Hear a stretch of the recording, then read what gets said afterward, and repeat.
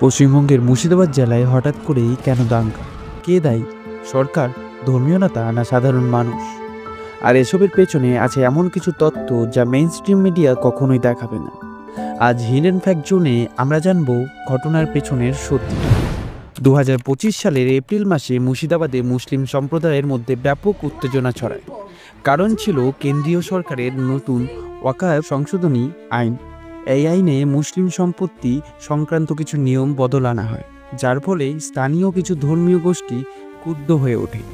প্রতিবাদের নামে শুরু হয় রাস্তায় পাথর নিক্ষেপ, অগ্নিসংযোগ, ট্রেন লাইন অবরোধ এবং হিন্দু সম্প্রদায়ের ঘরবাড়িতে হামলা।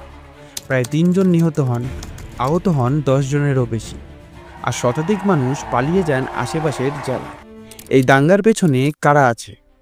প্রথমত, কিছু ধর্মীয় নেতা ও মৌলবাদী সংগঠন যারা সাধারণ মানুষকে উস্কানি দিয়েছে।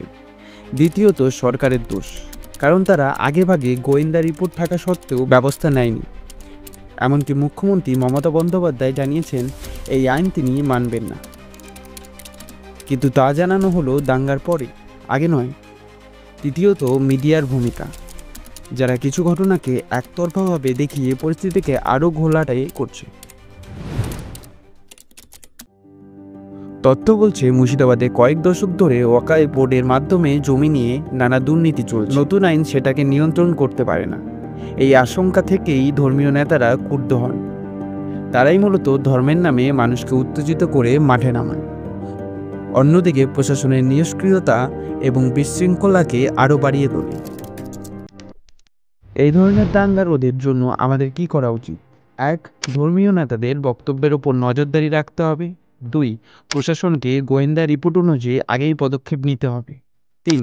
মিডিয়াকে দুই দিকের তথ্য সমানভাবে দেখাতে হবে। 4. সাধারণ মানুষকে সচেতন হতে হবে, ধর্মীয় উস্কানিতে নয়, যুক্তিতে বিশ্বাস করতে হবে। তোমার মতে কে দায়ী? সরকার, মৌলবাদী গোষ্ঠী না সাধারণ মানুষের নীরবতা? কমেন্টে জানাও তোমাদের মতামত। এই ভিডিওটি শেয়ার করো যাতে আরও মানুষ সত্যিটা জানতে পারে। এটাই ছিল হিডেন ফ্যাক্ট জোন, যেখানে ফ্যাক্টগুলো লুকানো থাকে না।